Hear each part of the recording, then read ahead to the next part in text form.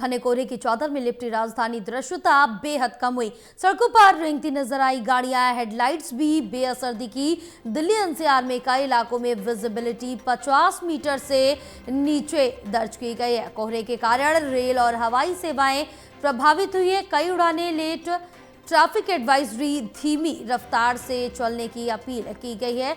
अगले 2 दिन तक कोहरे के बने रहने की चेतावनी है।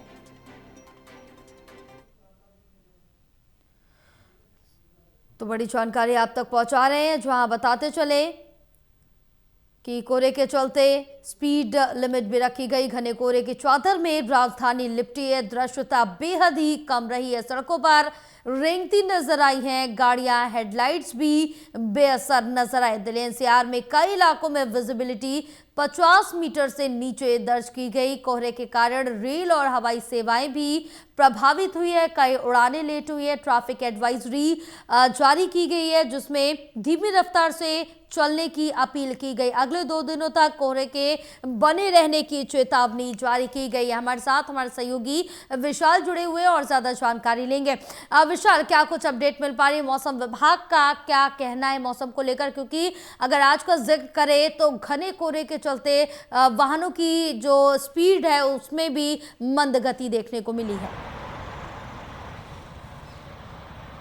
जय बिल्कुल, देखिए इस वक्त राजधानी दिल्ली जो है घने कोहरे की चादर में लिपटी हुई है और कोहरे के साथ साथ प्रदूषण और जो ठंड है ट्रिपल अटैक जनता पर डाले हुए हैं। और तस्वीरों के माध्यम से अगर आपको दिखाने का प्रयास करें तो आप देखिए इस वक्त दिल्ली में जो कोहरा है वो काफ़ी ज़्यादा छाया हुआ है, जिसका असर साफ तौर पर राजधानी दिल्ली की सड़कों पर भी देखा जा रहा है। जो गाड़ियाँ चल रही हैं उन्हें अपनी सभी लाइट जलाकर चलना पड़ रहा है, क्योंकि कोहरा काफ़ी ज़्यादा है और ऐसे में दुर्घटना की संभावनाएँ भी काफ़ी बढ़ जाती है। और जो कोहरा है वो साफ तौर पर महसूस किया जा सकता है। अगर आप किसी जगह खड़े होते हैं तो आपको महज 50 से 60 मीटर के दायरे के बाद कुछ देख पाना जो है मुश्किल हो जाता है, क्योंकि जो कोहरा है वो काफ़ी ज़्यादा छाया हुआ है। और सामने आप देखेंगे एक इमारत है, वो इमारत आपको नज़र नहीं आएगी क्योंकि वो पूरी तरह से धुंध की चादर में लिपटी हुई है। और यही नज़ारा दिल्ली के अलग अलग इलाकों में भी इसी प्रकार बना हुआ है। ये तस्वीरें जो है दिल्ली के मंडी हाउस इलाके की हैं, जहाँ पर कोहरा काफ़ी ज़्यादा छाया हुआ है। और दिल्ली के लगभग सभी इलाके हैं जहाँ पर कोहरे के साथ साथ वायु प्रदूषण की भी जो है वहाँ पर असर देखा जा रहा है। अगर प्रदूषण के आंकड़ों की बात करें तो 400 के पार इस वक्त जो राजधानी का ओवरऑल एक्यूआई है वो लगातार बना हुआ है। और दिल्ली के लगभग अलग अलग जो रेडार स्टेशन है, दिल्ली के 39 रेडार स्टेशन में से कई ऐसे हैं जहां पर एक्यूआई लेवल 500 के आंकड़े के आसपास बना हुआ है। तो ये दर्शाता है कितनी गंभीर स्थिति इस वक्त राजधानी दिल्ली में जो है कोहरे और प्रदूषण को लेकर बनी हुई है। बिल्कुल विशाल है, क्योंकि जिस तरह से देखें कि कोहरे की चादर में इस समय राजधानी दिल्ली नज़र आ रही है, क्योंकि जिस तरह से कल का भी यही कुछ हालात रहे हैं और इसके एक दिन पहले के भी। और आने वाले कल का अगर जिक्र करें तो मौसम विभाग ने क्या कुछ अपडेट दिया? क्या इसी तरह से 1 से 2 दिन मौसम रहने वाला है?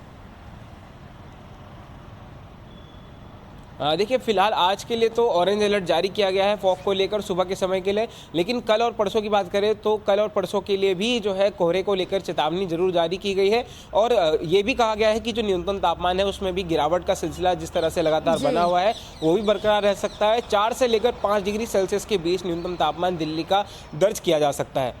बिल्कुल विशाल, तापमान में भी गिरावट दर्ज की जा रही है और कोहरे में भी यहाँ पर साफ तौर से नज़र आ रहा है, जिसके चलते जो विजिबिलिटी है वो 50 मीटर से भी कम है और दिल्ली के कई इलाकों में शून्य विजिबिलिटी भी सुबह के समय रही है। बहरहाल कोहरे के कारण जो रेल सेवाएं, जो हवाई सेवाएं, वो भी प्रभावित हो रही हैं।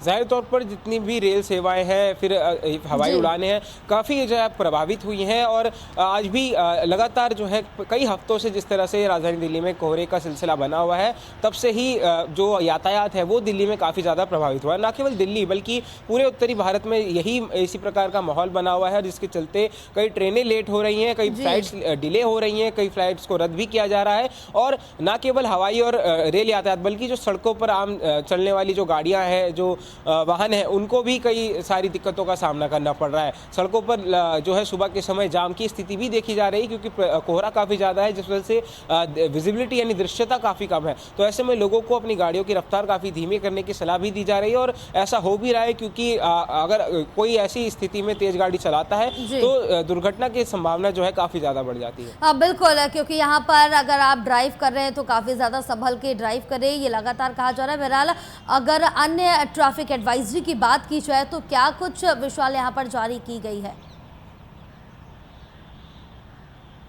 देखिए, कोई ऐसी आधिकारिक तौर पर एडवाइजरी ट्रैफिक पुलिस की तरफ से जारी अभी नहीं की गई है, लेकिन मौसम विभाग की तरफ से सलाह जरूर दी गई है कि जब आप अगर टू व्हीलर चलाते हैं तो ग्लव्स का इस्तेमाल करें, मफलर का इस्तेमाल करें, अपने आप को ढक कर रखें और हेलमेट जरूर पहने, और साथ ही साथ चश्मा अगर आप लगा सकते हैं अपनी आंखों को बचाने के लिए तो उसका भी प्रयोग जरूर करें, और अपनी लाइट्स जो सभी लाइट्स को जलाकर चलने का प्रयास करें, और जितना ज़्यादा हो सके पब्लिक ट्रांसपोर्ट का ही इस्तेमाल करें, जैसे मेट्रो हो या डीटीसी बस हो। बिल्कुल, क्योंकि यहाँ पर जिस तरह से कोहरा बढ़ रहा है और मौसम विभाग की तरफ से अगले 2 दिनों तक इसी तरह के मौसम रहने का अनुमान जताया गया। बहरहाल आने वाले दिन में देखना होगा कि ठंड से, कोहरे से और जिस तरह प्रदूषण बढ़ रहा है, इनसे राहत किस तरह से मिलती है।